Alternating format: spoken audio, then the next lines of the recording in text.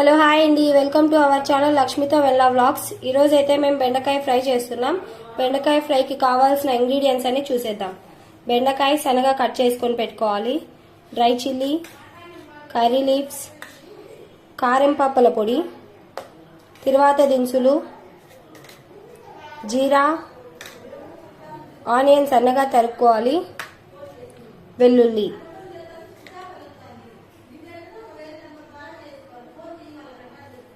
ఇంకా మనం బెండకాయ ఫ్రై అయితే స్టార్ట్ చేసేద్దాం. ముందుగా స్టవ్ ఆన్ చేసుకొని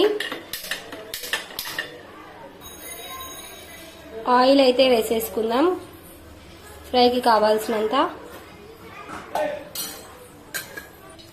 ఆయిల్ అయితే హీట్ అయిన తర్వాత ఫస్ట్ తిరువాత దినుసులు వేసుకుందాం. తర్వాత జీరా,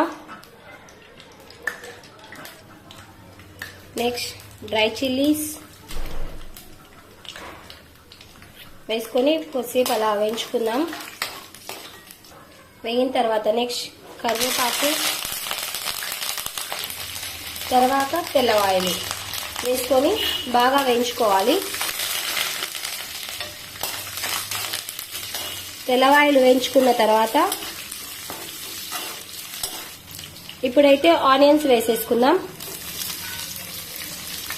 ఆనియన్స్ వేసుకొని బాగా ఫ్రై చేసుకోవాలి. ఆనియన్స్ అయితే కొంచెం దూరగా వేగిన తర్వాత మనం బెండకాయని అయితే వేసేసుకుందాం. బెండకాయని వేసుకొని బాగా కలుపుకోవాలి.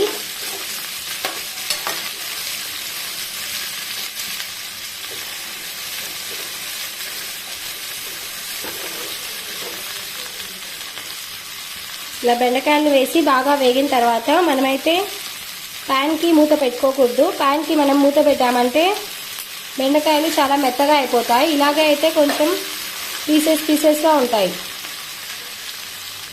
ఒక 10 మినిట్స్ ఇలాగే సిమ్లో పెట్టేద్దాం స్టవ్ అయితే. అండ్ ఈరోజు మీ ఇంట్లో అయితే ఏ వంట చేస్తున్నారో మాకు కామెంట్ చేయండి. మేమైతే ఈరోజు మా ఇంట్లో బెండకాయ ఫ్రై, మామిడికాయ పచ్చడి, వైట్ రైస్. అండ్ మీ ఇంట్లో ఏం చేస్తున్నారో మాకు కామెంట్ చేసేయండి.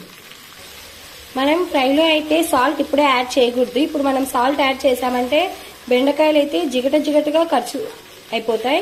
సో మనం లాస్ట్లో బెండకాయలో సాల్ట్ వేసుకోవడం వల్ల బెండకాయలు అయితే పీసెస్గా ఇలా బాగుంటాయి.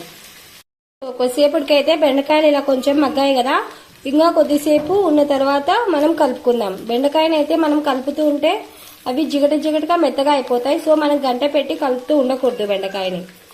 ఇప్పుడైతే మగ్గాయి కదా, హాఫ్ మగ్గిన తర్వాత మనమైతే సాల్ట్ వేసేసుకుందాం. సాల్ట్ వేసుకొని బాగా కలిపేసుకుందాం. అడుగు నుంచి కలుపుకోవాలి. మనం ఎక్కువ కలిపితే ఇవి మెత్తబడిపోతాయి. ఇప్పుడైతే బెండకాయలు బాగా మగ్గిపోయాయి కదా, మనం కారం పప్పుల పొడి వేసేసుకుందాం. మీకు కారం పప్పుల పొడి కూడా ఒకరోజు చేసి వీడియో చూపిస్తాను ఎలా చేసుకోవాలనేది. పప్పుల పొడి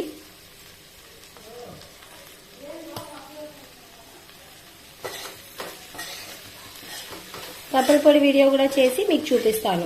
ఈ పప్పుల పొడి ఫ్రైస్ లేకి అందుకు ఇంకా బాగుంటుంది, దోశలేకి అందుకు ఎలా చేసుకోవాలో మీకు ఒక ఫుల్ వీడియో చేసి పెడతాను.